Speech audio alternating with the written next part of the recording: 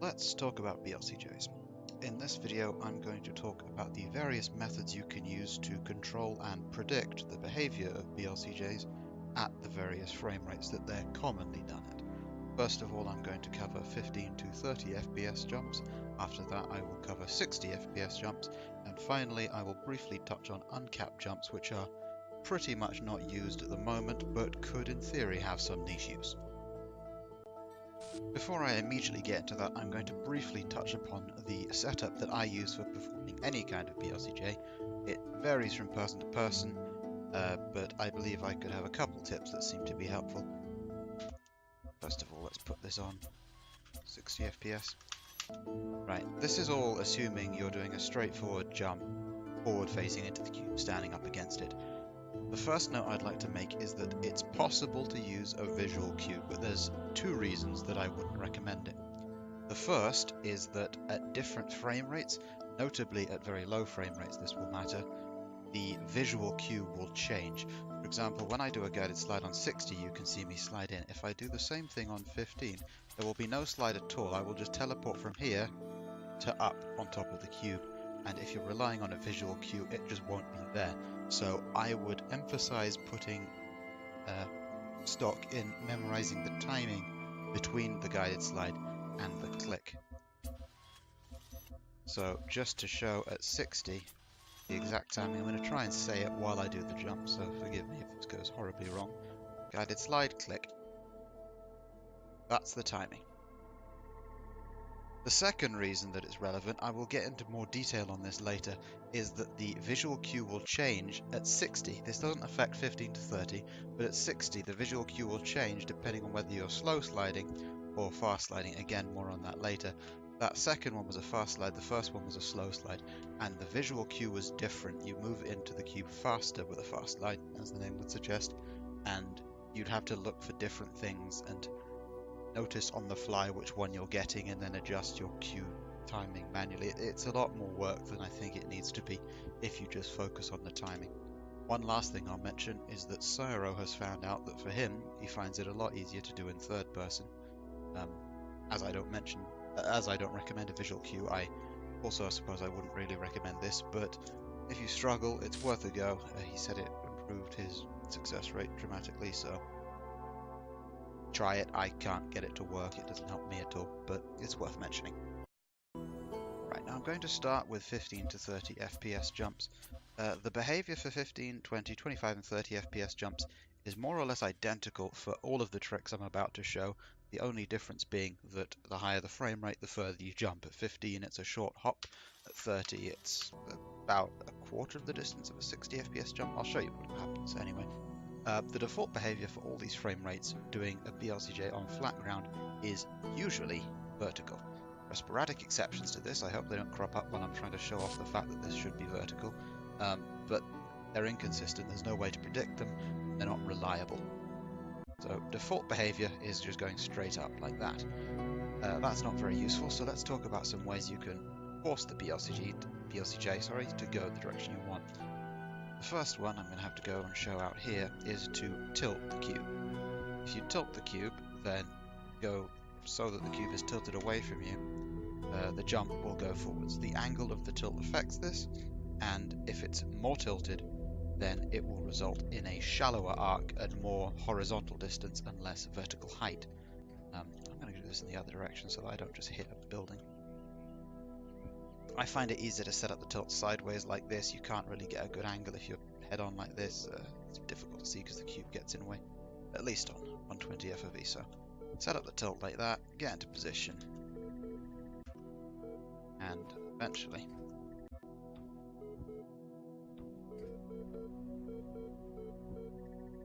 jump.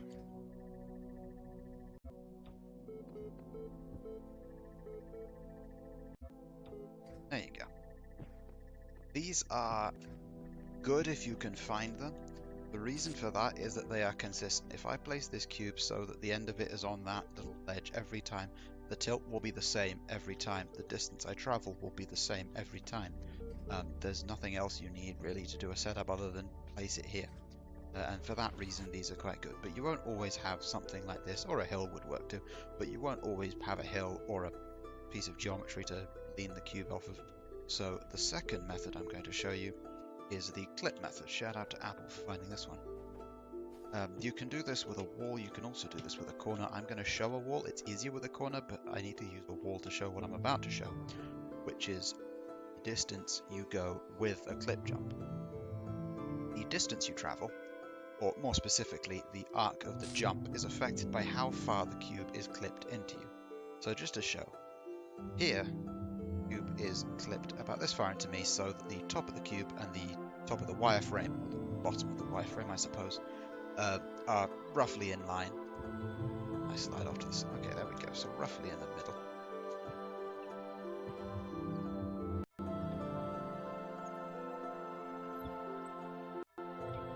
You'll see I travel about this far and bounce off that. Now, if I do a clip jump where I put the cube much closer to me, say here, I'll travel a lot higher and not go as far. And this is a sliding scale, so everything in between is as you would expect. It'll slowly transition from more height, less distance, to more distance, less height. Finally, you can do this with a cube corner as well. It's easier because you're less liable to slide off to the right or the left, which means you go exactly in the direction you're looking. Works the same way with the jump. You'll jerk about a bit while you're clipping into the corner, you can ignore that. One thing that's worth mentioning, this is a bad example for it. I don't think there is a better example in here, so I'm going to quickly... No, I'm not. I'm just going to describe it. As you can see, as the cube gets closer to me, it eventually will rotate. Now, in this particular case, this rotation is dependent on the angle of the corner, and this is a right angle, which means the rotation is quite late. But if this was a narrower angle, the rotation would happen sooner and would happen at, let's say, this distance, which was still a distance that you could do a clip jump at. The rotation of the cube doesn't matter. It's where you look that matters. So long as the cube's clipped into you, if it was rotated, you could still do the jump in theory. In this case, it's too close. I will try and find an example, because there is an example I can think of in Deception to show this off later, but it's a minor thing, just to be aware of it helps, I suppose. Now, that's a clip jump. I'm going to show one that's actually useful. If you are in Throne Room, clip into this corner, 30 FPS, look at the edge of that tower, clip about so that the wireframe and the edge of the cube are meeting, and then, if you actually do the jump, land up here. Okay, that wasn't quite enough, I should have had a bit more, aimed a bit more to the right, sorry. You can jump down to the star. The next kind of jump I'm going to show you is an angled jump. This is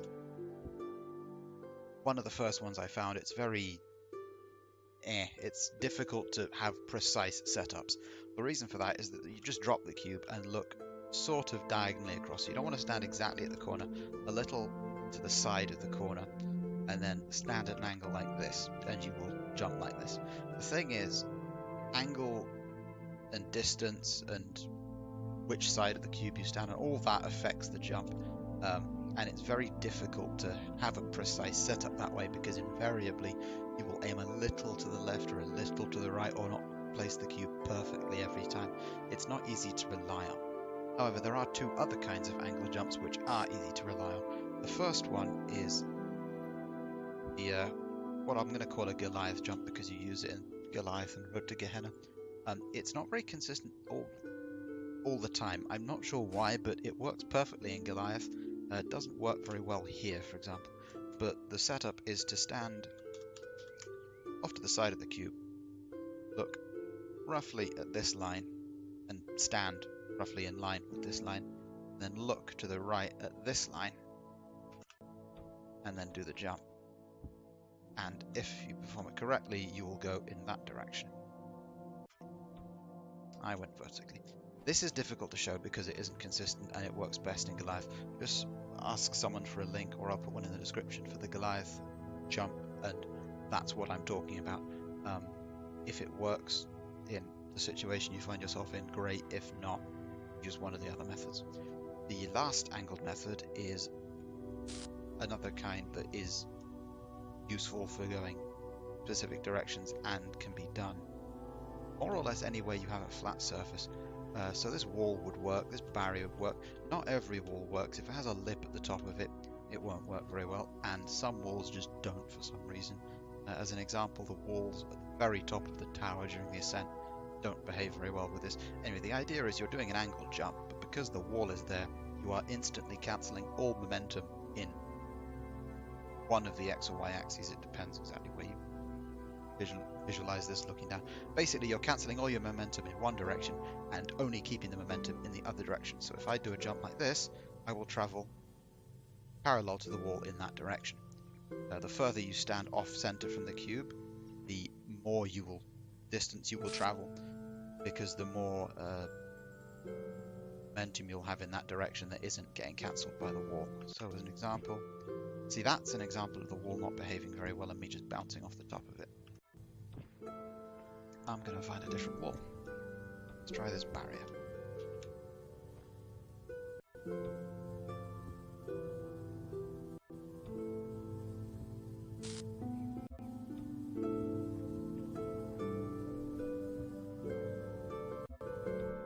There you go. That was not a good example. I bounced off the top of the barrier. These walls aren't behaving very nicely. Like this one.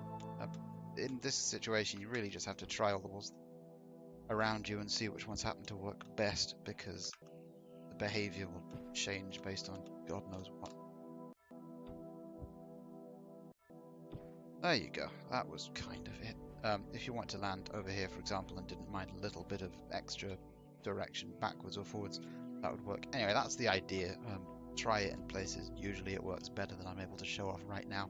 If you want a specific example, again, I'll put a link in the description. In A5, there's a BLCJ that works using this principle fairly well. So that's all the things you can do on 30 FPS, or at least the main things to be aware of. The reason I covered 30 FPS first is because it doesn't have an aspect which is going to be what I start 60 FPS with. So let's transition to 60 FPS. The aspect that exists in 60 FPS jumps that is not present for 30 or lower is slide speed. The slide speed is the speed at which you slide into the cube during the guided slide. There are slow slides and fast slides. The distance the BLCJ goes is different depending on the slide speed. Slow slide will send you further than a fast slide. To illustrate that, I'm going to jump from here to stables, once with a slow slide and once with a fast slide. This right here is a slow slide, so let's just do that. And you'll see I travel pretty much to the end of the level, hitting the back wall. Now let's try that again with a fast slide. So this is a fast slide position. As you can see, or maybe you can't, but the speed is different from a slow slide in the guided slide. And if I do a jump from here,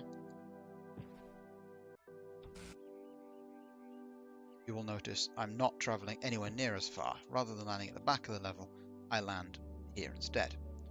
What this means is that for any time you need a 60 FPS BLCJ setup, you want a setup that works with both landing positions.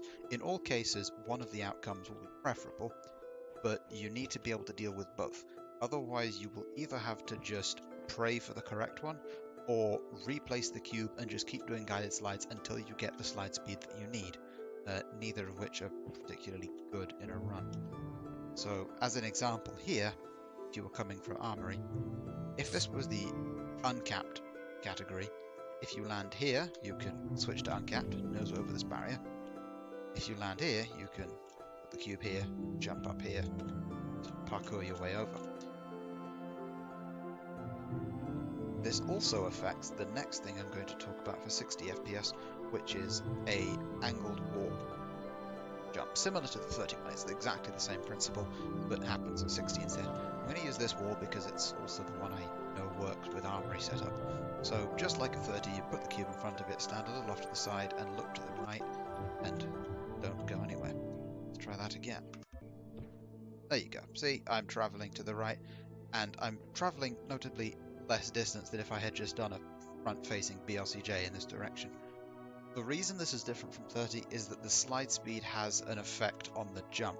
How it behaves depends on the wall, depends on your setup, and the principle is the same. Just as with a forward-facing jump, you need to know how your jump is going to turn out with a slow slide and a fast slide, and be able to deal with both, or again, just replace it until you get the slide that you want. The last kind of 60 jump that is sort of useful, but a little haphazard, it depends very much on what the area you're doing happens to look like, is to just go straight into a wall.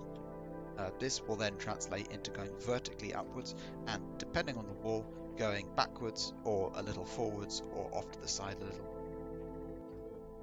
I'll show it off. We're good to show it off in here. I'll show it off with this barrier. So if we just face this barrier, do a 60 FPS jump, you'll notice I'm now just going straight up. It's possible if you hold forwards and get lucky to land on the barrier from this. That works well with barriers, less so with walls depending on the wall. It's useful if you undershoot by a little bit, I suppose, or if you want specific things. An example is a tower BLCJ to skip the first floor parkour, which goes straight into the tower and then vertical. Again though, because this is at 60 FPS, you're going to have to know how it behaves with slow slide and fast slide, and account for both. Okay, last of all, I'm going to talk about uncapped jumps. So, right now, my settings are all on lowest, which means an uncapped jump be at 300-ish FPS. Which isn't particularly helpful. I can try and do one. This is difficult, so bear with me, it might take a while. But you'll probably know already, you can see an uncapped jump is not particularly helpful. What you can do is manually adjust your settings so that your uncapped FPS is in the region of 40 to about 90. That's the useful area. It allows you to do jumps at distances that might not be possible at 15, 20, 25, 30 or 60. Has the downside, obviously, of requiring you to mess with settings. It's currently not used in any main category. I use it in demo any %. For the record, about 90 FPS will travel you approximately twice the distance as 60 FPS. But by its very nature of being uncapped frames, you're gonna have small variations and not get very precise jumps. But again, it's a thing that's worth knowing about. Maybe it'll have a niche use, I don't know. One last thing that I'd like to talk about, and this is inconsistent and new and I don't know much about it, but it's a cool trick nonetheless, is a double click BLCJ. Now I'm going to show this off at 30. It's possible at 60, but less consistent because you're essentially turning a frame perfect trick into a double frame perfect. What you do is you perform a BLCJ, but in the frame after doing it, you drop the cube again. The best way to do this, I found, is to bind Alt used to right click and hit left and right click in quick succession. And the result, if I can do one of these, is that you travel higher and backwards. This may take a while, so again, bear with me. There you go, that's it. That took very little time considering. That's a double click BLCJ. I'm not certain why they work that way. Ninja's theory, which seems likely, is that you are actually performing a item jump. You're getting the forwards momentum and then immediately dropping it and then getting the item jump effect, which pushes you up and backwards. Currently not used anywhere, is inconsistent by its very nature, but if you could get good at them, you can do controlled backwards jumps like that and potentially get something, maybe obelisk, star, I don't know.